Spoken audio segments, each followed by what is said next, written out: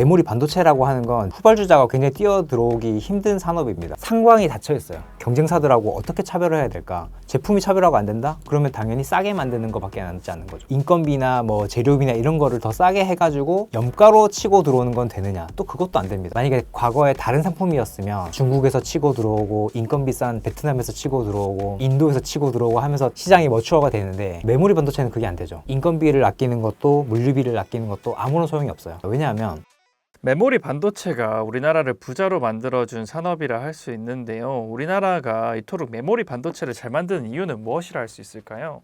일단 반도체에 대해서 좀 아주 익숙하지 않으신 분들을 위해서 좀 정의를 먼저 해드리자면 반도체가 메모리, 비메모리 우리나라는 그렇게 나누죠. 메모리 산업을 워낙 잘하니까 메모리, 비메모리 나눌 수 있고 우리나라가 이제 메모리 쪽에서 D램은 한 70% 이상의 점유율을 가지고 있고 낸드도 아까 50% 이상이라고 말씀드렸습니다. 그래서 이 부분을 우리나라가 굉장히 잘하는데 굉장히 뭐랄까 룰이 독특해요. 룰이 굉장히 심플하고 그러니까 게임의 룰이 굉장히 심플하고 그래서 후발주자가 굉장히 뛰어들어오기 힘든 산업입니다. 그러니까 메모리라고 하는 건 메모리 반도체라고 하는 건 제품의 차별성이 없습니다. 이게 왜 그러냐면 이 제품은 기본적으로 CPU나 GPU 회사들이 자기네들이 필요한 어떤 스펙을 가지고 있고요. 그거대로 만들어 달라고 하고 그 다음에 제덱이라고 하는 그 반도체 표준화 협의 기구가 있습니다. 거기서 모여가지고 스펙을 논의하기 때문에 야 나는 그거보다 좀 더 좋게 만들래라고 하는 게 의미가 없습니다. 그러니까 상방이 닫혀 있어요. 상방이 닫혀 있는 상황에서 그러면 내가 경쟁사들하고 어떻게 차별을 해야 될까? 제품이 차별화가 안 된다? 그러면 당연히 싸게 만드는 것밖에 남지 않는 거죠. 그러면 최대한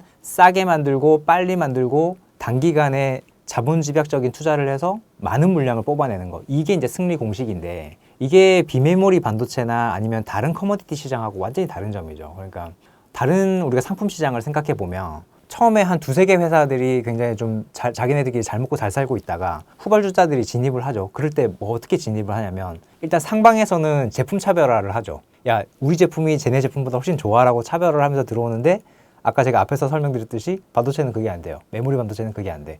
이미 스펙이 정해져 있기 때문에 그렇게 차별해서 들어오는 건 안 된다. 그러면 뒤에서 어떤 더 싸게 만들어서 더 싸게 뭐 인건비나 뭐 재료비나 이런 거를 더 싸게 해가지고 뭔가 염가로 치고 들어오는 건 되느냐? 또 그것도 안 됩니다. 왜냐하면 이 메모리 반도체는 이 생산비에서 가장 크게 차지하는 게 그 설비 투자에 따른 감가상각비. 그러니까 장비를 누가 사느냐, 어떻게 사느냐에 따른 거지 여기에 인건비 좀 한 10% 20% 아낀다고 그리고 물류비 10% 20% 아낀다고 해서 제품 원가에 거의 뭐 들어가는 게 없습니다. 그래서 만약에 과거에 다른 상품이었으면 중국에서 치고 들어오고 인건비 싼 베트남에서 치고 들어오고 결국에는 인도에서 치고 들어오고 하면서 다 시장이 머추어가 되는데 메모리 반도체는 그게 안 되죠. 인건비를 아끼는 것도 물류비를 아끼는 것도 아무런 소용이 없어요. 단지 기술을 쥔 그 몇몇 소수 회사가 설비 투자를 빨리 하면 그걸로 승부를 볼 수 있는 시장이라서 그런 체제가 된 게 1, 2차 이제 치킨 게임을 통해서 독일의 키몬다나 일본 LP다 이런 회사들이 다 이제 나가 떨어지고 지금 삼성전자, 하이닉스, 마이크론 이제 세 개 회사 남은 거 아니에요. 그래서 이 세 개 회사가 굉장히 방어를 잘 해내고 있습니다. 일단 상방인 막혀 있는 상태에서 원가로 치고 들어오려는 회사들이 뭐 지금은 아직까지는 없었는데 그런 회사들이 있다 손 치더라도 원가로 밀어붙이는 거죠. 그 뭐랄까 설비 투자를 미리 해놓은 거기서 원가로 치고 들어가기 때문에 방어를 해내기 때문에 사실 좀 뭐랄까 이 세 회사의 철옹성이 굉장히 공고했었습니다. 네. 그럼 비메모리 같은 경우에 그러면은 순위가 자주 바뀌나요? 비메모리는 굉장히 자주 바뀌죠. 그러니까 우리 비메모리라고 하면 CPU, GPU, 뭐 AP 뭐 이런 회사들이 굉장히 돈을 많이 벌잖아요. 근데 과거에 이제 지금 AI 반도체 산업이 오기 전까지만 해도 이쪽 업계의 스타는 퀄컴이었죠. 퀄컴이고 그 앞에는 인텔이었고 AMD고 이런 회사들이었는데 그 안에서 순위가 가끔 바뀌죠. 인텔이 1등이었다가 AMD가 치고 올라간 게 굉장히 기획력이 좋고 그리고 선단 공정에서 뭔가 치고 나가기도 하고 뭐 이런 전략들을 쓸 수 있는 거죠. 그리고 엔비디아만 해도 그동안에 그 게임 그래픽에만 사용되던 GPU를 AI에 본인들이 이렇게 접목을 시켜가지고 이쪽 시장을 다 먹고 있는 거잖아요. 그래서 비메모리 쪽은 기획력이 굉장히 중요합니다. 앞으로 시장이 이렇게 갈 것 같은데라고 예상을 한 다음에 거기서 필요한 반도체를 미리 개발해 놓는 거죠. 그래서 그런 기획력을 통해서 이쪽 순위를 바꾸고 이쪽 산업의 스타가 되는 게 가능한데 메모리는 그게 불가능합니다. 예, 제덱에서 딱 정해주고 그거를 누가 빨리 싸게 만드냐 그것만 중요하기 때문에 더 이상 치고 들어오는 게 불가능하죠. 언제까지? CXMT가 들어오기 전까지. 그래서 그 옛날에는 와 우리나라는 왜 비메모리를 못할까 우리 왜 메모리만 잘할까 이런 반응도 있었잖아요. 근데 오히려 이게 이 메모리를 잘함으로써 더 얻는 그런 장점이 있는 거네요. 요즘에는 좀 그렇게 됐죠. 그러니까 과거에는 우리가 왜 비메모리를 못할까라고 하면 그건 좀 창의성 때문이라고 생각했었어요. 그러니까 시장이 어떻게 갈지를 굉장히 고도화된 마케팅 능력으로 이제 딱 뭔가 데피니션을 만든 다음에 그렇게 딱 나아가는 그 능력, 그 업무의 플래닝 능력 이런 게 굉장히 중요했었는데 우리나라는 창의적이지 않다. 정해진 선에 맞춰서 생산하는 건 잘하지만 비메모리처럼 뭔가 없는 상황에서 제로에서 뭔가를 만들어 나가는 건 굉장히 좀 힘들다. 그래서 우리나라는 비메모리는 우리가 못하고 메모리를 합시다 이렇게 해가지고 간 거였는데 지금은 사실 메모리에서 훨씬 더 많은 그 부가가치를 창출하고 있기 때문에 어떻게 보면 좀 얻어 걸린 측면도 없지 않다고 보지만 어쨌든 간에 우리가 잘한 거죠. 예. 그래서 우리나라의 반도체 기술력이 메모리 쪽은 세계 1등이라고 할 수 있는데 우리나라 반도체 기술력은 어느 정도이고 이 격차는 얼마나 크다고 할 수 있을까요? 그러니까 메모리만 놓고 보면 한 3, 4년 정도, 그러니까 짧게 보시는 분들은 한 3년 정도라고 보시고 길게 보시는 분들은 4년에서 한 5년 정도 중국하고 격차가 있다고 생각합니다. 제가 아까 우리나라가 메모리를 잘하고 그다음에 더 이상 후발주자를 허용하지 않는 상태가 된 게 CXMT가 들어오기 전까지라고 했잖아요. 근데 지금은 CXMT가 들어왔잖아요, 중국에서. 얘네는 그게 어떻게 가능했냐면 지금까지는 사실 뭐 대만의 후발주자나 이런 회사들이 들어오려고 해도 들어올 수가 없었던 게 삼성전자하고 SK하이닉스하고 마이크론이 엄청나게 설비 투자를 하기 때문에 걔네가 원가적으로 가장 쌌거든요. 후발주가 들어와서 여기서 뭘 어떻게 해볼 수가 없었는데 CXMT는 중국에서 엄청나게 밀어주고 설비 투자도 비용도 대주고 그 다음에 얘네가 만든 거 좀 써줘라 라고 정부에서 좀 압박도 넣어주고 하기 때문에 거기서 자생력을 갖게 된 거거든요. 그래서 그러면 이제 CXMT가 주요 플레이어로 아마 등장을 하게 될 겁니다. 이제 그렇게 봤을 때 우리가 걔네들하고 얼마나 격차가 있느냐. 지금 CXMT의 기술 수준을 이제 10나노급 3세대 정도로 보거든요. 그러니까 1G DRAM이라고 이제 보통 얘기를 하는데 지금 삼성전자 하이닉스가 어디까지 가 있냐면 10나노급 6세대까지 가 있습니다. 그러니까 한 3개 세대 정도의 격차가 있어요. 그러면 우리가 한 개 세대를 보통 1년 반 정도 보거든요. 그러면 3개 세대니까 4년, 4.5년 뭐 이 정도 격차가 있다고 봐야 되겠죠. 근데 이게 점점점 줄어들고 있는 상황이기는 합니다. 그러면 이제 CXMT가 그러면 계속 치고 들어올 건가? 그럼 4.5년에서 뭐 4년, 3년으로 치고 들어오게 되나요? 라고 이제 좀 궁금하실 텐데 그거는 지금 살짝 브레이크가 걸린 단계이기는 합니다. 왜냐하면 지금은 로직 반도체뿐만이 아니고 메모리 반도체에도 EUV가 쓰인다는 건 아마 대부분은 아실 겁니다. 그래서 삼성전자는 이제 3세대부터 사용하기 시작했고 10나노급 3세대, SK하이닉스는 4세대부터 시작했고 그렇게 이제 EUV가 들어오고 있거든요. 그런데 CXMT는 중국 회사이기 때문에 지금 EUV를 살 수가 없어요. 그래서 지금 3세대까지는 EUV 없이 어떻게 아득바득해서 왔는데 4세대부터는 EUV 없이 어쨌든 간에 계속 가야 됩니다. 지금 삼성이나 하이닉스 대비 굉장히 불리한 측면이 있죠. 근데 만들 수 없는 건 아니에요. 우리가 로직 반도체도 EUV가 7나노부터는 EUV가 분명히 있어야 된다라고 얘기를 하지만 SMIC라고 하는 회사가 생산하는 거 보면 EUV 없이 만들기도 하잖아요. 어떻게 하냐면 멀티 패터닝이라는 기술을 통해서 한 번 찍을 거 막 서너 번 찍어가지고 그게 만드는 기술이 있습니다. 근데 대신에 그렇게 찍으면 수율이 저기 밑으로 이제 처참하게 떨어지는데 어쨌든 간에 나오긴 하죠. 굉장히 비싸겠죠. 수율이 떨어지기 때문에. 그래서 아마 CXMT도 그런 비슷한 방식으로 일단은 10나노급 4세대, 5세대 이렇게 시도를 할 겁니다. 그렇게 해서 생산을 하고 그리고 의외로 3D DRAM으로 좀 조기에 전환할 거라는 얘기도 있어요. 그러니까 3D DRAM이라고 하면 우리가 낸드 플래시 산업을 생각해 보면 기존에는 2D 낸드 플래시 이렇게 가로로 이렇게 쌓아오다가 어느 순간에 이렇게 세워가지고 200단, 300단, 지금 거면 400단 이렇게 가려고 하고 있잖아요. 그런 식으로 DRAM도 지금은 이렇게 옆으로 세우지만 앞으로는 이걸 이렇게 완전히 거꾸로 세워가지고 수직으로 세워보는 뭐 10단, 20단 혹은 100단 이런 식으로 한번 세워보자라고 하는 컨셉이 있거든요. 그게 3D DRAM이라고 하는데 그렇게 되면 뭐가 좋으냐면 더 이상 EUV가 필요 없어지게 됩니다. 그러니까 우리가 낸드 플래시에서도 그 전까지는 뭐 10 몇 나노 이런 얘기 하다가 3D로 전환되고 나서는 몇 나노 얘기 아예 안 하거든요. DRAM도 아마 지금은 뭐 16나노다, 15나노다, 뭐 10나노급 3세대다, 4세대다 이런 얘기 하지만 이게 3D로 딱 전환이 되면 그때부터는 노광이 그렇게 크리티컬하지 않을 거예요. 그렇게 되면 CXMT한테는 뭔가 삼성전자나 하이닉스를 좀 제칠 수 있는 기술력이 될 거기 때문에 아마 그런 시도를 좀 더 빨리 할 거라는 얘기도 있습니다. 그래서 중국은 디스플레이, 조선 등 우리나라 중요 제조업을 거의 따라잡았다고 평가를 받고 있는데 중국이 유독 반도체만 따라잡지 못하는 이유가 있을까요? 사실 못 따라잡는다라고 얘기했을 때 그 좀 뭐랄까 정의를 좀 정확하게 하자면 메모리 분야를 못 따라잡고 있고 비메모리에서 생산 부분을 못 따라잡고 있는 거지. 사실 비메모리 설계 부분은 사실 우리나라보다 훨씬 잘합니다.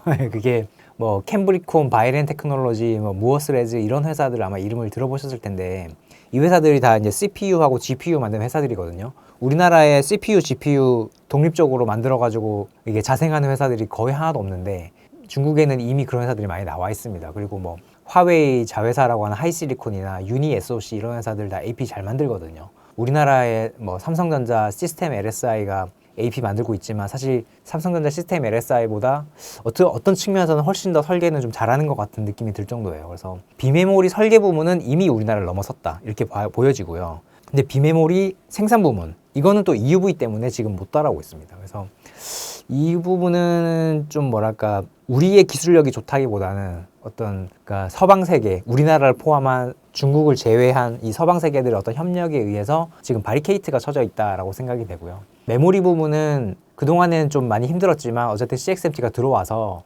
꽤나 지금 시장을 야금야금 잡아먹고 있죠. 지금 높은 한 자릿수 정도인 걸로 이제 시장 점유율이 그 정도로 알려져 있는데 아마 좀 길게 봤을 때는 한 20% 정도는 내준다라고 생각을 해야 될 것 같아요. 그러니까 어차피 중국 입장에서도 AI 반도체 산업 혹은 AI 산업을 계속 서방 세계에 의존하면서 갈 수는 없는 거잖아요. 그래서 CPU나 GPU나 뭐 HBM 이런 것들을 어쨌든 자립을 해야 되고 그게 좀 기술적으로 미진하다라고 하더라도 분명히 자립해야 되는 니즈는 있습니다. 그래서 중국 정부에서 지금 최대한 설비 투자도 늦추고 있어요. 예를 들면 뭐 틱톡이나 바이두나 텐센트나 이런 회사들이 지금 AI 투자를 하고 싶어도 야 좀만 기다려. 지금 우리나라 그 자생하는 GPU 회사들, 뭐 캠브리콘, 바이렌, 무어스레즈 이런 회사들이 곧 개발하니까 좀 기다렸다 투자해라고 이렇게 좀 약간 물려치고 있는 중이거든요. 그래서 그게 만약에 개발이 끝나면 아마 대대적인 자급화 작업을 할 겁니다. 그럼 그렇게 보면 저는 메모리 반도체 시장도 한 20%까지는 중국이 아마 가져가지 않겠나 생각을 하고 그거는 불가피하다고 생각을 하고요. 우린 대신에 남은 80%에서 어떻게 우리가 최대한의 좀 뭐랄까 이 밸류에이션을 받을 것인가 요거에 더 집중을 해야 되겠죠. 중국의 주요 반도체 기업들이 지난 사상 최대 매출을 기록했다고 하는데요. 중국 반도체 기술력은 어디까지 왔다고 할 수 있을까요? 일단 아까 앞에서 말씀드린 것처럼 설계 부분은 잘 왔어요. 잘 와서 좀 비교적 쓸만한 상태까지 왔고 이 쓸만하다라고 하는 게 중국은 어떤 식으로 접근을 하냐 그러면 GPU를 우리 생각해 보시면 AI 클러스터에서 GPU를 하나만 놓고 쓰는 경우는 없습니다. 대부분 이렇게 붙여가지고 마치 이게 하나의 반도체인 양 클러스터로 엮어서 쓰죠. 근데 뭐 그런 식으로 접근을 합니다. 우리가 GPU 하나만 놓고 보면 혹은 CPU 하나만 놓고 보면 엔비디아나 인텔이나 AMD에 당연히 못 미친다. 하지만 이놈들을 최대한 엮어가지고 막 수만 개씩 엮어두면 우리가 이 전체의 성능이라고 하는 건 엔비디아의 NVL 72나 아니면 NVL 뭐 144나 이거에 결코 뒤지지 않는다라고 하거든요. 대신에 훨씬 더 많은 수를 엮기 때문에 전기요금은 많이 나옵니다. 전기에너지 훨씬 많이 먹어요. 근데 중국 입장에서는 사실 그게 크게 상관없거든요. 워낙 전력 사정도 우리나라나 미국이나 뭐 유럽에 비해서 좋기도 하거니와 국가적으로 그 AI 반도체 산업을 밀어주고 있기 때문에 개별 성능이 좀 떨어져? 그럼 두세 개 엮어가지고 써. 이런 식으로 해가지고 기업들에게 동요를 하고 있어서 그런 식으로 많이 사용을 하고 있어요. 자급을 하고 있어서 많이 올라왔다고 보여지고요. 다만 이제 한 가지 아쉬운 점은 EUV 때문에 이제 7나노에서 더 이상 못 나가고 있죠. 만약에 이게 EUV까지 붙어가지고 뭐 6나노, 5나노, 4나노까지 간다면 이제 정말 미국에 있는 팹리스 회사들, 우리나라에 있는 뭐 메모리 회사들의 혹은 그 이상으로 퍼포먼스를 내겠지만 아직 그렇게는 못 되고 있습니다. 어떻게 보면 우리로서는 좀 시간을 굉장히 많이 좀 벌어놓은 상태긴 한데 최근에 뭐 화웨이에서 발표한 뭐 타오의 법칙 보셔서 아시겠지만 또 나름대로는 선폭을 줄이지 않고 위로 쌓아서 그러니까 로직 폴딩이라고 하죠. 위로 쌓아서 그거를 밀도를 높이려고 하는 또 노력도 이어지고 있어서 굉장히 무서운 나라이긴 합니다. 그게 또 성공할지도 지켜봐야 될 것 같고요. 중국은 언젠가 우리를 넘어설 것이라는 공포가 있는데요. 중국이 언젠가는 우리를 넘어설 것으로 보시는지 중국이 넘보지 못하는 우리나라만의 기술적 혜자가 있을까요? 우리나라의 반도체 산업의 힘이라고 하는 건 사실 그 통합된 시장의 힘인 것 같아요. 우리나라만 잘해서 되는 것도 아니고 아까 EUV를 생산해주는 뭐 네덜란드 ASML이나 아니면 그 EUV의 어떤 원천 기술을 개발한 미국 뭐 사이머라던가 아니면 일본의 도쿄 일렉트론 이런 회사들을 우리는 거의 제한 없이 다 쓸 수 있잖아요. 중국은 이게 지금 다 막혀 있거든요. 근데 우리는 이걸 제한 없이 쓰면서 그런 통합된 힘을 부족함 없이 누릴 수 있다는 거. 그리고 이제 거기에 대해서 정부가 또 전폭적으로 지금 지원도 해주고 있고 이런 것들이 힘이 합쳐져서 지금 메모리 반도체에서는 1등을 하고 있고 비메모리 쪽에서도 좀 어느 정도 조금씩 좀 힘을 좀 찾아가고 있는 상황이라고 보여지고요. 근데 아까 제가 앞에서 이제 설명을 드렸지만 중국도 나름대로의 자기네들의 이제 힘을 좀 더해서 좀 조금씩 쫓아오고 있거든요.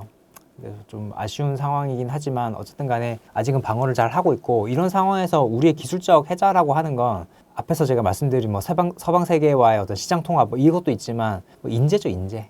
결국에는 이 사람이 하는 일이기 때문에 이 반도체도 다 사람이 하는 일이기 때문에 결국 이 사람을 지키는 게 가장 중요합니다. 우리가 그동안에 중국의 시장을 많이 내줬었던 조선이나 아니면 완전히 넘어가 버린 뭐 디스플레이 이쪽을 보면 처음에 사람이 먼저 내려가기 시작하거든요.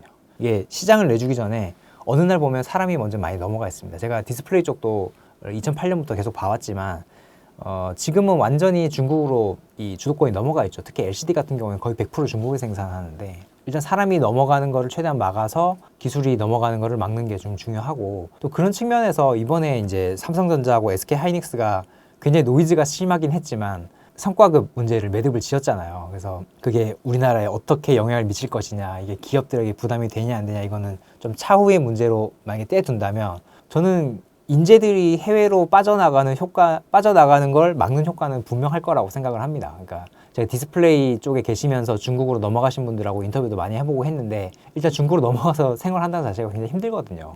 말 통하는 우리나라에서 중국으로 가가지고 굉장히 좀 뭐랄까 차별을 좀 받으면서 일한다는 게 그게 또 쉬운 일만은 아니어서 최소한의 어떤 그 처우만 보장이 되면 우리나라에서 일하고 싶다는 회사 그 분들이 굉장히 많아요. 지금도 디스플레이 쪽에 굉장히 많습니다. 그런 분들이 있는데 어쨌든 반도체 쪽에서 이번에 뭐 몇 억씩 어쨌든 성과급이 준다고 하니 이제 그런 분들이 중국으로 설마 가지는 않겠죠. 뭐 미국이나 이런 데로 갈 수는 있지만 어쨌든 뭐 그런 측면에서 어찌 보면은 좀 긍정적인 효과도 있다고 생각합니다. 어쨌든 사람 관리를 잘해야 된다. 삼성전자 같은 경우에는 메모리도 잘하지만 파운드리 산업에도 많은 투자를 해 놓았잖아요. 그래서 어떻게 보면 삼성전자가 앞으로 우리나라 메모리 산업을 지키는데 중요한 역할을 할 수 있을 것이라고 보시나요? 굉장히 중요한 것 같은데 그 이번에 HBM4에서 혹은 뭐 5에서 보시면 그동안에 삼성전자가 HBM3하고 3E에서 굉장히 어려웠잖아요. 그러니까 SK 하이닉스에 계속 뒤처지고 뭐 엔비디아에 쿼를 들어갔다고 하는데 뭐 하세월이고 계속 떨어졌다는 뉴스만 나오고 하다가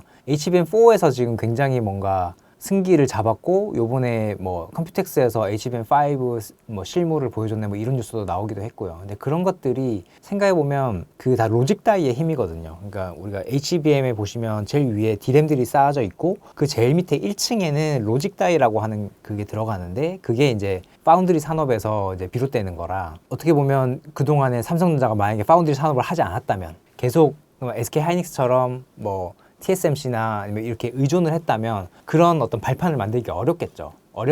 그게 이제 어떻게 보면 우리나라 산업 전체로 봐도 뭐 메모리 반도체 산업을 1등을 하고 있고 뭐 D램 1등, 뭐 낸드 1등을 하고 있다고 하는 건 좋기는 하지만 그게 이 산업이라는 게 굉장히 살아있는 생물 같아서 어디로 튈지 모르는 거거든요. 그러니까 이번에 삼성전자가 HBM4, 5에서 대응을 했듯이 로직 반도체의 어떤 기술력이 중요해지는 시대가 오면 또 그런 식으로 돌파구를 또 마련을 할 수 있는 거고요. 그리고 최근에 뭐 세레브라스라는 회사가 상장을 하고 그다음에 엔비디아가 그록이라고 하는 회사를 인수를 해서 LPU를 생산하는 데서 보시면 아시겠지만 거기에는 또 메모리가 D램이 들어가지가 않습니다. S램이 들어가는데 그 S램은 요 D램하고 다르게 메모리 회사가 만드는 게 아니고 로직 반도체 그 파운드리에서 만드는 거거든요. 그래서 만약에 S램이 이게 또 잘 나가기 시작하게 되면 이게 또 D램이 좀 뭔가 좀 비중이 축소되는 거 아니에요? 이런 얘기도 나오고 있습니다. 사실 지금 생각해 보면 그래서 계속 기술이라는 건 그러니까 변모하는 거기 때문에 제 결론은 이 기술이라고 하는 건 계속 변모하는 거기 때문에 어디 하나든 다 이렇게 뭔가 다리를 펼쳐놓는 게 좋다.